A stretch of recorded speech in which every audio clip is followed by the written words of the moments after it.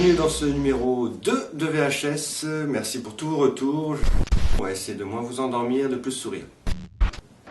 Pour ce numéro 2, voyage au temps des mythes et des légendes. À l'époque, les dieux étaient mesquins et cruels et prenaient un malin plaisir à faire souffrir les hommes et les spectateurs. Ce petit texte issu du générique d'Hercule vous donne un petit indice sur la thématique de cette émission. Alors que la saison 5 de Game of Thrones, à l'occasion de la saison 5 du Trône de Fer, VHS vous parle de l'Heroic Fantasy à la télévision.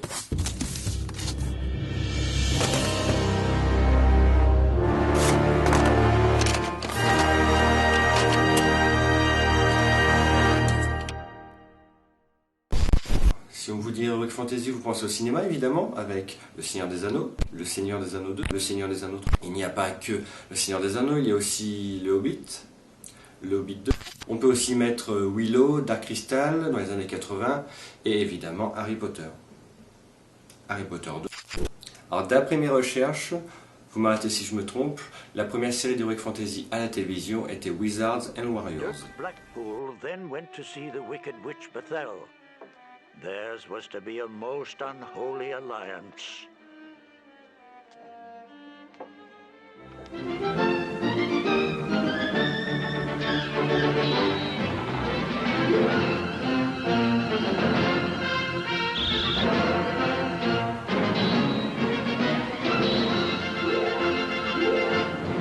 Pour les nostalgiques, vous vous souviendrez assurément de la mini-série de M6, La Caverne de la Rose d'Or.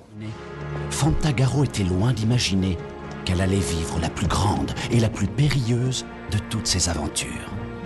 Grindor, regarde comme notre royaume est beau. Les arbres sont en fleurs et ils sont couverts de fruits. Moi je sais, mon écurie est pleine à rapport de foin parfumé à n'importe quoi. Tu peux toujours essayer.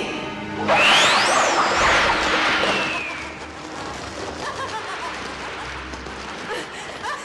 ne vois vraiment pas ce que tu peux espérer. C'est dans les années 90 que vous allez faire connaissance avec le torse velu et poilu, ce qui est à peu près la même chose, de Kevin Sorbo pour Hercule. Il prenait un malin plaisir à faire souffrir les hommes. Un seul homme a osé les affronter. Hercule. D'abord des téléfilms en 93 et 94, la série débarque et durera 6 saisons et donnera naissance aussi à un spin-off plus inspiré, mieux écrit, mieux accueilli, Xena la princesse guerrière. Alors survint Xena, une prestigieuse princesse. Hercule et Xena ont quand même été pratiquement pionnières dans les effets spéciaux puisqu'on a eu pas mal de choses malgré les budgets assez faméliques. On a eu des centaures, des minotaures, des géants, des serpents, la méduse, enfin vraiment pas mal de choses. Vraiment une série très complète sur la mythologie grecque. Peut-être un peu kitsch, c'est vrai. Hercule et Xena, malgré leur thématique, ont réussi à se moquer d'eux-mêmes avec des épisodes très décalés. Xena a eu son épisode musical.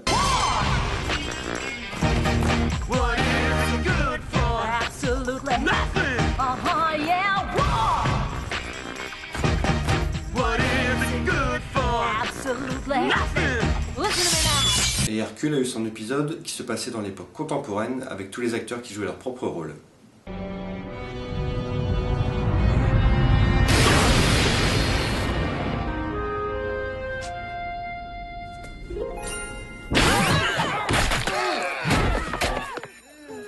Kevin Sorbo! Kevin! Am I interrupting anything? Bruce Campbell était un grand ami de Robert Tappert et Sam Raimi. Il a donc eu sa propre série avec Jack of All Trades, programmée en duo en syndication avec une série au titre évocateur, Cléopatra 2525.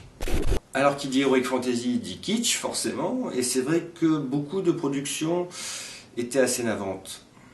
Le succès aidant, nous avons eu Conan. Simbad,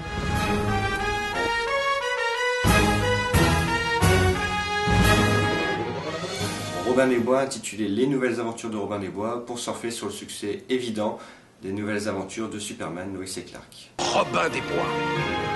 Dans sa quête de justice, Robin des Bois n'hésita pas à défier la noblesse félonne.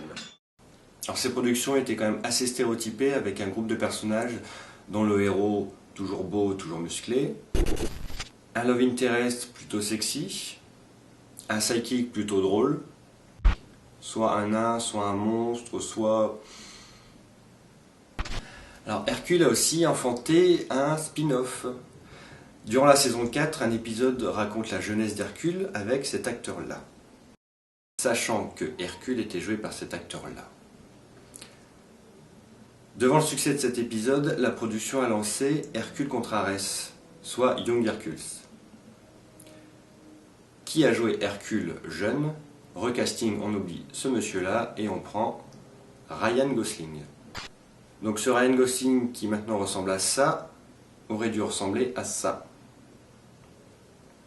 Hercule contre Arès a été programmé en matinée chez nous dans les programmes jeunesse de France 2. Alors outre Ryan Gosling, un autre miné a eu sa série d'Heroic Fantasy. La série s'appelait Roar et c'est avec Heath Ledger. I was afraid I was too late. I would have waited. Oh, I wish we could just stay here forever. Oh, not here. Across the sea. I'll build us a fort. A fort? Yeah, just for you and I. Alors maintenant j'en appelle à vos souvenirs. Outre Hercule contre Arès et outre Roar, quelle autre série d'Heroic Fantasy a été diffusée dans les programmes jeunesse de France 2? C'était une production Saban, ce qui était derrière les Power Rangers, VR Troopers ou tous les Sentai de l'époque, les Chevaliers de Tirnanog. Alors les Chevaliers de Tirnanog, il faut savoir que c'était vraiment un mix entre les Sentai, c'est-à-dire un groupe d'amis qui peuvent revêtir des armures, contre des monstres en caoutchouc. Et l'Heroic Fantasy. Comment dire? Je vous laisse quelques extraits, c'est pas mal.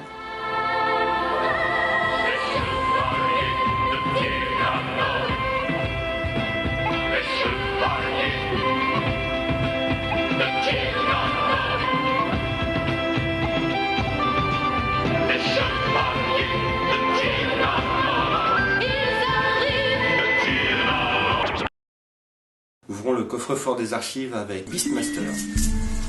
I mean you no harm. Évidemment, vous avez oublié la plupart de ces séries, à part Hercule et Xena, et encore peut-être que les souvenirs ont rejailli. Après la fin d'Hercule et la fin de Xena, les productions s'amenuisent, le genre est enterré, et ce n'est qu'en 2009 qu'une production assez atypique débarque. Elle s'appelle Crodmandum, et c'est une parodie du genre tout simplement. Il faut attendre quelques années avant de passer à la vitesse supérieure avec des budgets plus confortables et des effets spéciaux qui vont évoluer. Arslan, Camelot, Legend of the Seeker ou Merlin débarquent sur les écrans. Avec Merlin qui a un gros succès sur le câble et qui a duré 5 saisons, le genre commence un peu à revenir avec notamment le succès du Seigneur des Anneaux et d'Harry Potter. Les budgets sont plus confortables, les effets spéciaux plus réussis et on tente donc de faire revenir le genre. En 2011, Camelot et Game of Thrones arrivent. On connaît la suite, Camelot fut annulé après quelques épisodes et Game of Thrones en est à sa 5e saison. Alors, outre l'Heroic Fantasy, le genre s'est un peu plus décliné vers la fantasy, les fées, les contes de fées, les créatures mythologiques. On peut donc compter sur Grimm et Once Upon a Time. Hercule et Xena restent quand même des pionniers du genre. Fauché, Hitch, Ringard. Et il a vraiment été reconnu et accepté dans les années 2000 avec des productions comme Game of Thrones ou Merlin. Atlantis a débarqué sur la BBC et reste quand même assez confidentiel. Avec un vrai désir de proposer une valeur ajoutée dans le genre, Game of Thrones reste la référence, encore pour très longtemps. Vous ne voulez pas ça, vous non plus. Et si Kevin Sorbo revenait pour un revival d'Hercule sur Netflix? Et si Xena revenait? Et si Ryan Gosling faisait Hercule contre Arès, le film? Bref, tout ça, ce n'était plus le temps de la VHS. Il est temps pour moi de partir. À bientôt pour un nouveau numéro de VHS.